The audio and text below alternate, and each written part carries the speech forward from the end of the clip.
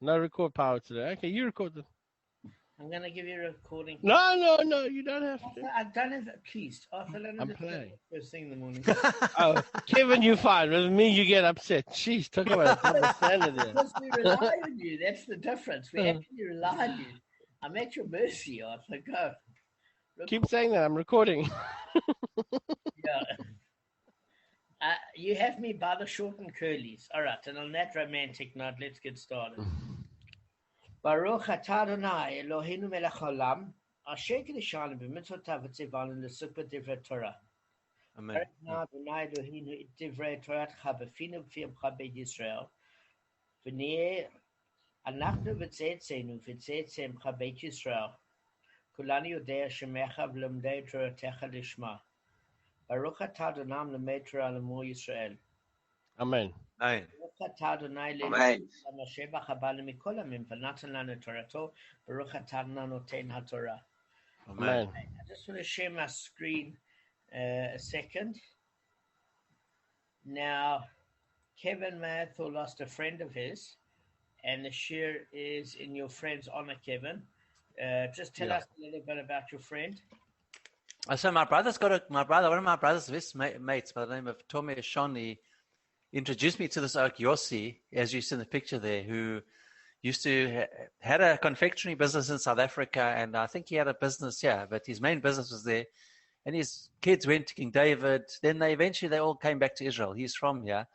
He used to bring me stuff regularly, like 3 kgs of stuff, and any time I wanted anything, he was there for me, and just such a nice oak, and really kind guy, and he was obviously from here. His English was functional, and obviously he had a business, so he did very well for himself. But such a nice guy, such a decent guy, and I davened for him all this time. He had cancer, so unfortunately yesterday he did. He passed away. So, but such a decent, nice guy, nice family. Just like I said, for people, and for other people, he did it for others because he flew on Ethiopian Airlines, and on Ethiopian Airlines you get 60 kgs. You have 40. You have 2 suitcases, and he brought back stuff for people all the time.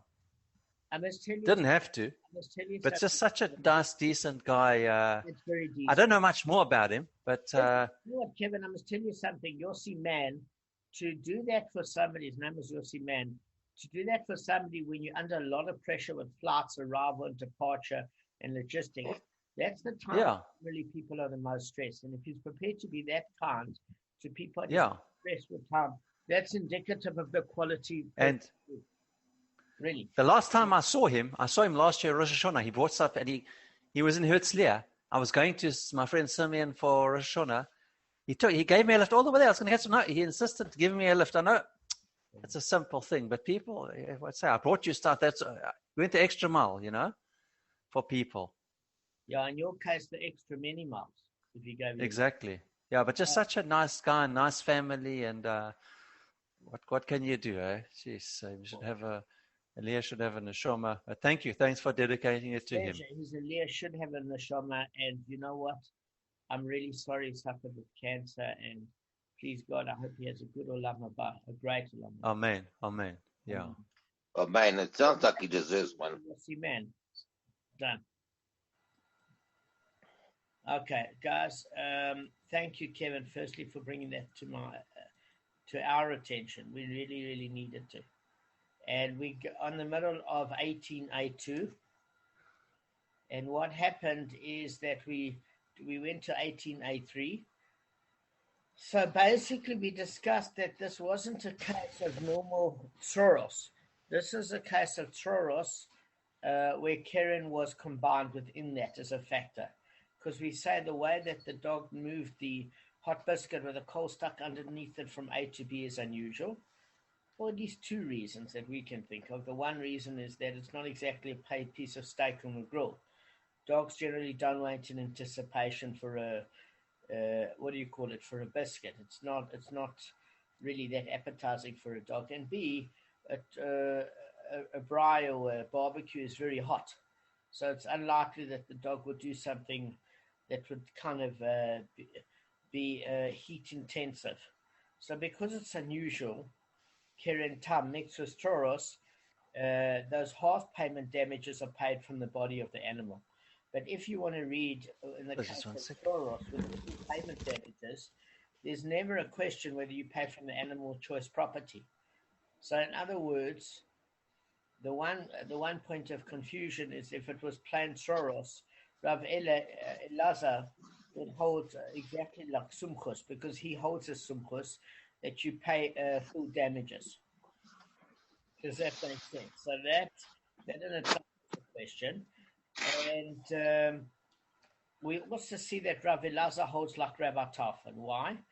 Because abnormal keren in the yard of the damaged party, the animal's owner pays full damages. But what's interesting about Rabbi Tarfon is up to now we knew in the public domain that both the rabbis and Rabbi Tarfon said that it's half damages but in the private domain, the rabbis say it's still half damages for keren tam, for a tame active keren, damage. However, Rabbi Tarfon says it is full damages. But what we learned yesterday for the first time is that those full damages are paid with the second leniency, which is the gufa of the damaging animal. So it is a leniency. Why? Especially in this case, because if a stack of grain was ignited and a chihuahua took it from point A to B, and you're in the value of the chihuahua, it's hardly a case where you're probably going to pay a lot of money for the damage. That's number one. In terms of, Kevin asked a question, do you pay on the body of the living animal's value or the dead animal's value? I'm going to ask Rabbi Cohen as far as he knows what the consensus is there, in terms of value. Because let's just say it is these handbag chihuahuas that Paris Hilton has. Those things are worth $50,000. You don't want to end up having that as your keren tam arrangement, because that dog, while living, is a little celebrity battery operated prize precious. But if that thing was in the Chinese meat market, I doubt you'd have an entree. So small it fits in there. So based Such a on nice guy, Damon. it has a tangible value difference. I don't know how it's calculated. So let's move on with the Gemara. You warm my heart with animals, Damon. Wow. Thank you. So it says, listen, that this discussion that you're paying from the body of an animal is not a compelling rejection. Why? If the reason you interpret the Bryce as necessarily dealing with an abnormal action, and Rav Elazar follows Rabbi Tarfon, because of Rav Elazar's ruling that the dog's owner pays full damages only from the dog's body, that's not a compelling argument. Why? Because it doesn't, in fact, deal with the issue of Tzoros and Rav's question. Again, Rav's question was twofold. The first question is, if it's half payment damages, do we pay from the body of the animal? Because the history cases of keren tam were the only cases of half damage at which we paid from the body of the animal. Is it considered like a normal subcategory of regel where you pay from choice property? So if this is mixed, this case of the biscuit from point A to B is considered the example as a brisa to answer Rav's question. It doesn't really, because it's not a pure case of Tzoros. So it's not a compelling reason to tell you that you're paying from the body of an animal. We want to know a case of ordinary Tzoros. Does that make sense? Yeah. So we want to know the result of the dog's normal behavior. And how do we explain Rav Elazar's ruling? Rav Elazar holds as does Sumchus, who says that for Tzoros one pays full damages. And Rav Elazar also holds as does Rav Yehuda, who says that the tam portion of full damages remains in its place. So let me just tell you how Rav Yehuda holds on this particular issue.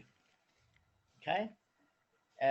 So he says that it's full damages, and he holds like Rav Yehuda, and the tam portion of full damages remains in its place. The brisa states from the body of the dog in regards to Elazar's ruling, it applies specifically to the tam portion of full damages. So, right. Now Gavin's disappeared. Gav? Gav? Should I call him? Yeah, that would be Let me close. call him. Imagine doing a video where we never have to edit. I'll put it on mute. Carry on. Okay, put it on. I'm not recording now. Waiting for Kevin. We're waiting.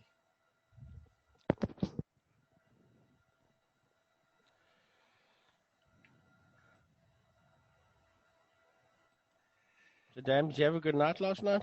Feel a bit better today? No, not really. He's on a call. Damon? He's on a call. That's why. He'll probably come back. I think continue. He's on a... Okay. He probably had to take an urgent call. That's why. I'm going to push record again. Okay. Yeah. Okay, I'm recording. All right. So, basically, Rav Yehuda's got a special ruling. He says that an animal is timed for the first 3 times like the rabbi, and on the fourth time, it becomes muad.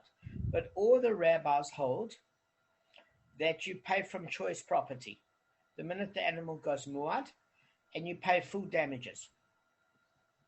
Does that make sense? Your 2 leniencies disappear. Again, Kevin, when there's a tame ox that gores another ox, for the first 3 offenses, you pay half damages from the body of the attacking animal. Right. When the animal becomes muad, you pay full damages from choice property. That's the opinion of all the rabbis. Rabbi Yehuda, no, it's not quite like that. What happens is, for the first half of the ton damage, you pay from the body of the animal. The remaining damage for example, for the remainder of the half payment comes from choice property. And all of the other rabbis say, no, it's full payment and all from choice property.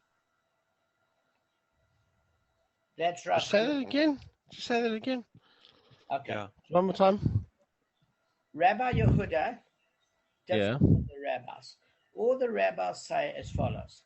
For Tam Keren, for a tame animal that goes the first 3 times, okay, it's half payment damages from the body of the attacking animal.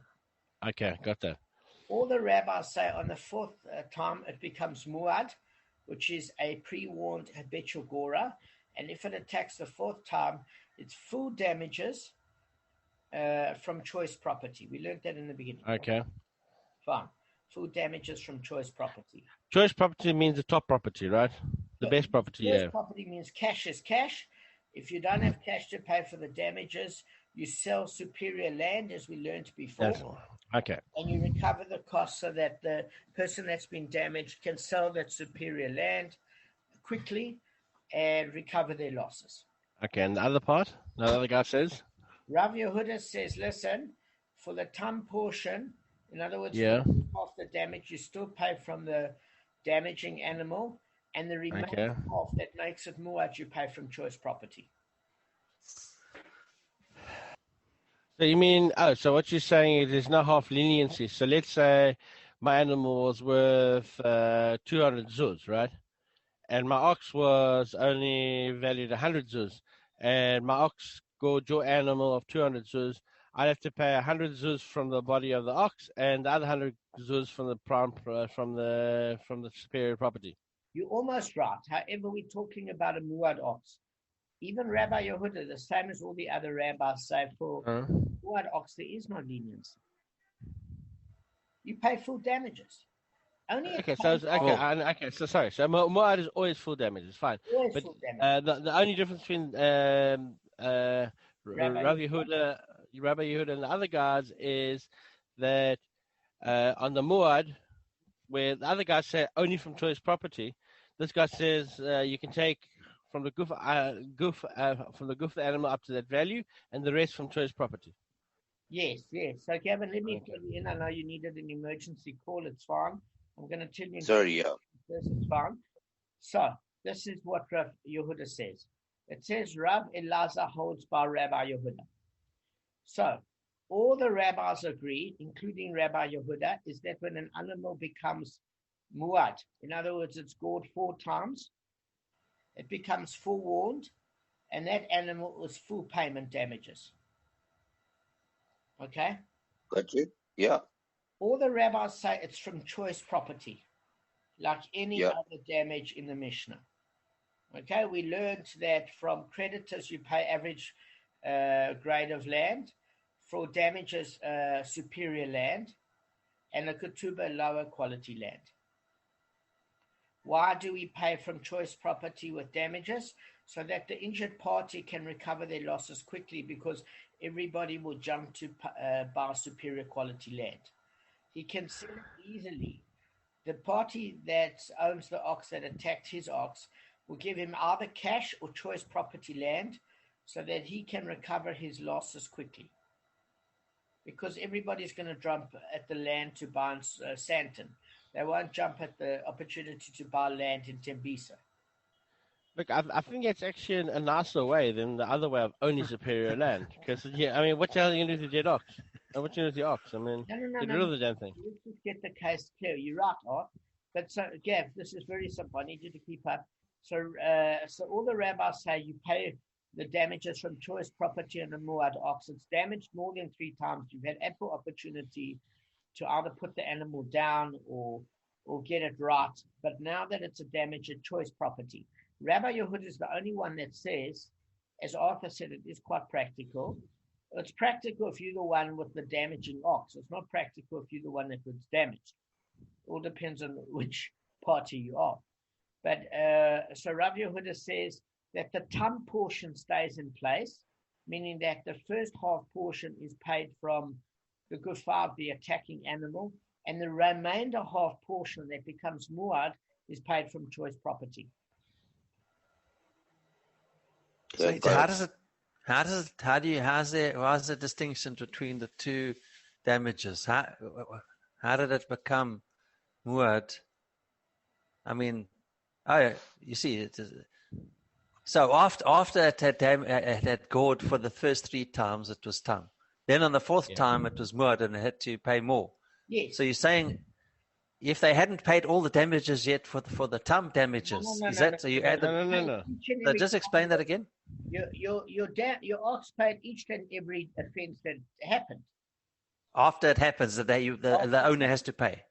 Okay. The 4th time, you don't get the leniency of half payment damages, because okay. You should have actually gotten rid of that ox. Yeah.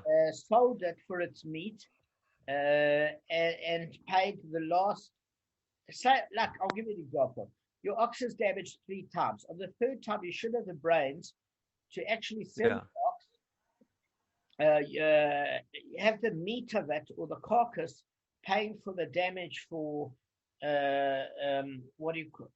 for that particular offense, for the half payment damages, instead of paying the cash value. Say you want to keep that ox alive. I don't think when it says the gufar of the animal, it means that animal's value. But by the time your ox goes the 3rd time, I think you lose sentimentality for how much this thing's going to cost you. And it could kill a person. So at that point, you actually don't want to keep that thing around. So you sell the half payment damages up to the value of the damaging ox. All Rav Yehuda is saying is the point that it becomes muad. The first half payment is worked on the calculation of normal tam, from the value of the attacking ox, the body of the attacking ox, and the remainder half portion is from choice property. It's fairly simple, guys. You're saying half of the damage is it's a one payment, but half of the calculation is based on tam, and the other half is based on muad. Yes. In other words. But I thought you said you pay after each damage. You pay. Yes, we're talking the 4th offense now. The 4th offense. Oh, the 4th offense. Yes. Okay, sorry. Just start again, please. Okay. Your ox hits my ox's 300 zuz. For the first 3 times, you would only owe me, if it cost me 300 zuz, it would cost you 150 zuz. Yeah. The maximum value of what that attacking animal is worth. Yeah. Okay. So in other words, if that attacking animal was only worth 120 zuz, you wouldn't pay the 150 zuz half. You'd pay whatever, 120, whatever that value of the attacking animal is, if it's small. If your ox was a fat ox that aggressively attacked mine and was worth 180 zuz, you'd only pay to the limit of the half payment damages of 150 zuz. That's all. That's all you'd pay.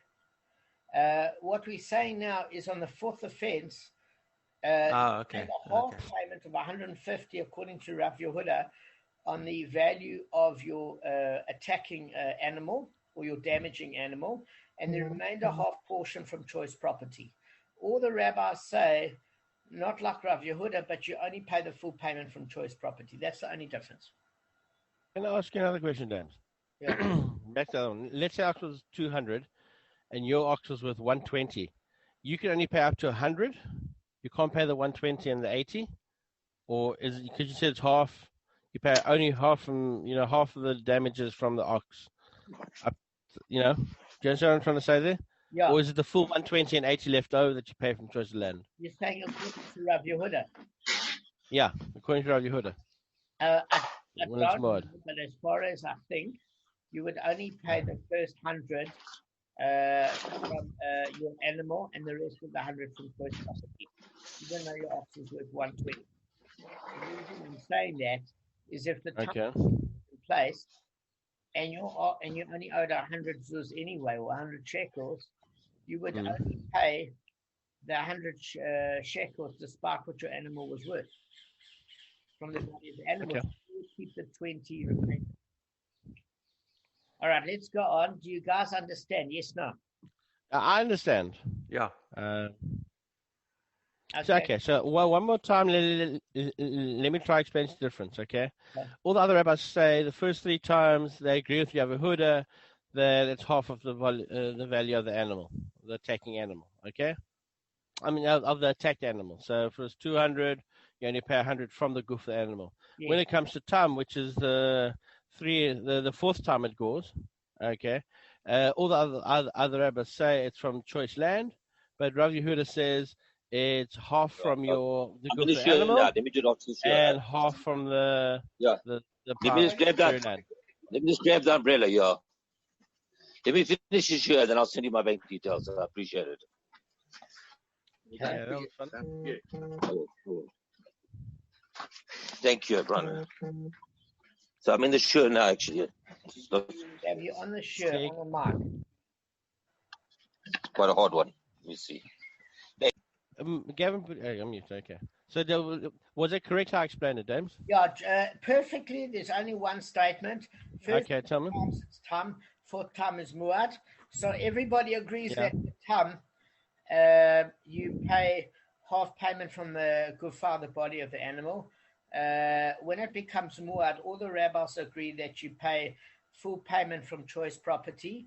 Yes. Rav Yehuda says that half the tam payment remains in its place from the body of the damaging animal, and the remainder half, which makes it a full payment, which completes the payment of muad, which is complete damages, which is nezek shalem, which is complete damages, is paid from choice property, exactly as Arthur said.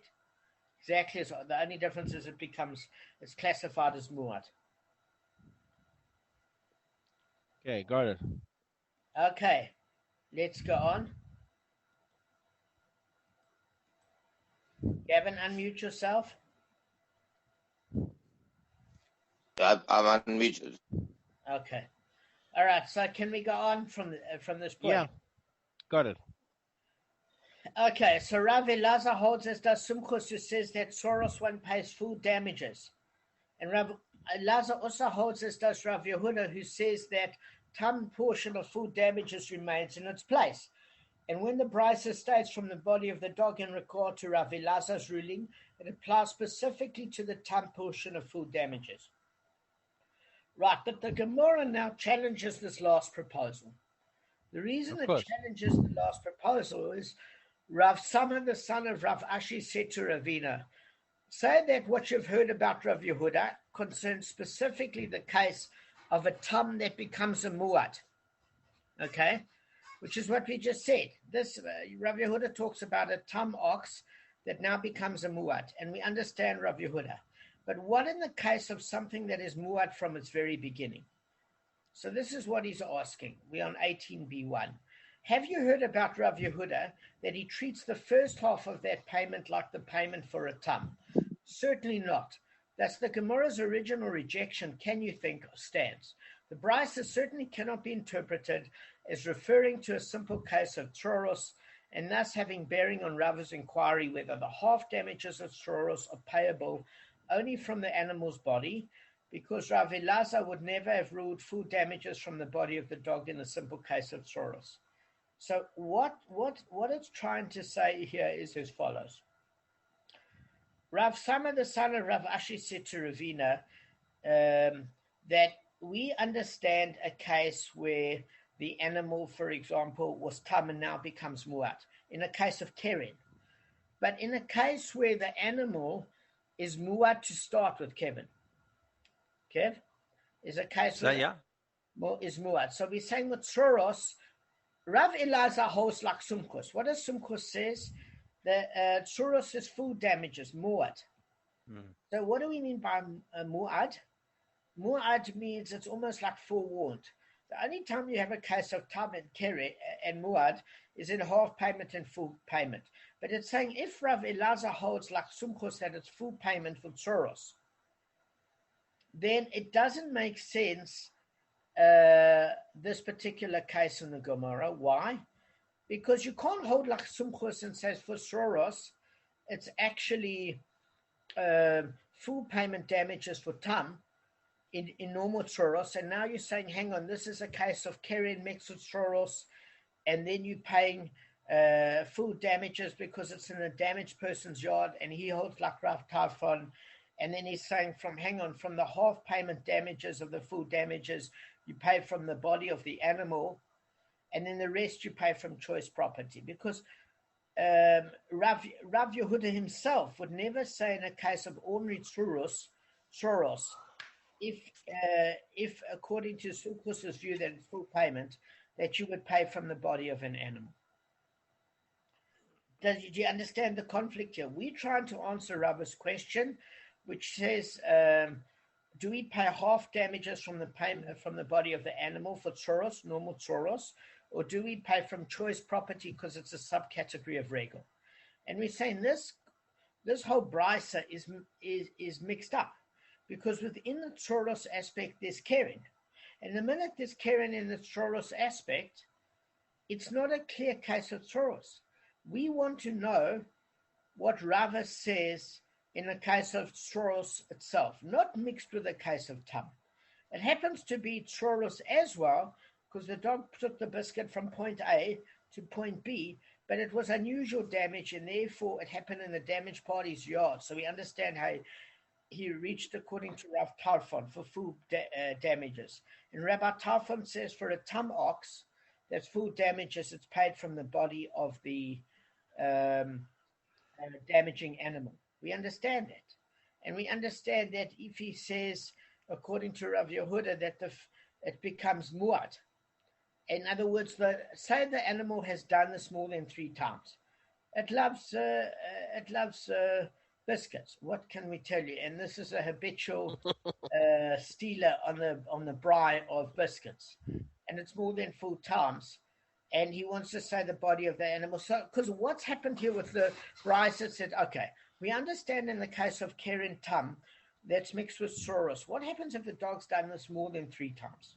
So if the dog has done this more than 3 times, it becomes muad.